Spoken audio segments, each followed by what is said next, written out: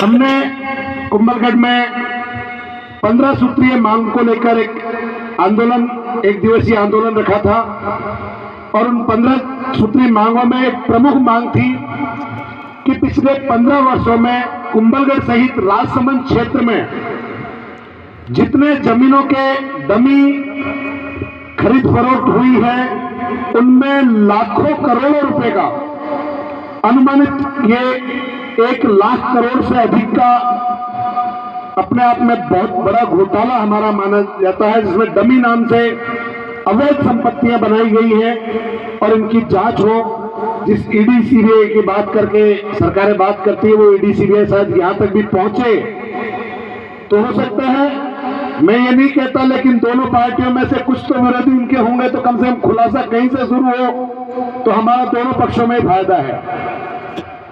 तो इस मांग को लेकर हम लगातार लड़ रहे हैं और जब अगली बार उन्हीं 15 सूत्रीय मांगों में से एक मांग जो राजसमंद के आदिवासी बहुल इलाके को शेड्यूल एरिया यानी टीएसपी, इसको आम भाषा में बोलते हैं हमारे लोग, उसमें शामिल करवाने की मांग को लेकर भी हमारा आंदोलन दिन प्रतिदिन बढ़ रहा है। तो इसमें अगली बार जब हम बड़े आंदोलन के तौर पर होंगे तो हमें उम्मीद है कि आपका मार्गदर्शन हमें मिलेगा।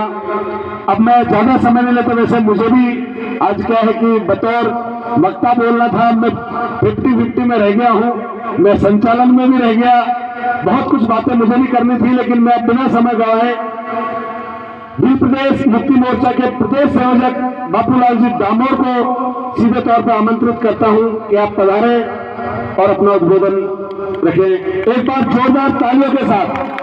साथियों, जो यहां मौजूद है वो खरा सोना है। हम माफी चाहेंगे, माननीय भंवर जी मेघवंशी का कोई और तय कार्यक्रम है, इसलिए उनको निकलना है। उनको 3 बज के कुछ मिनट पर उन्होंने मुझे समय दिया था कि 3:30 3:40 तक मुझे हाल में निकलना है, लेकिन परिस्थिति में आपको देरी हुई। हम एक बार पुनः क्षमा चाहते हैं और आपका आभार अभिनंदन जोहार करते हैं कि आपने हमें समय दिया। एक बार जोरदार तालियों से भंवर जी मेघवंशी का आभार अभिनंदन करें माननीय बापूलाल जी डामोर साहब। धन्यवाद संचालक महोदय। सबसे पहले तो मैं हमारे मंच पर विराजमान हमारे पुरखे और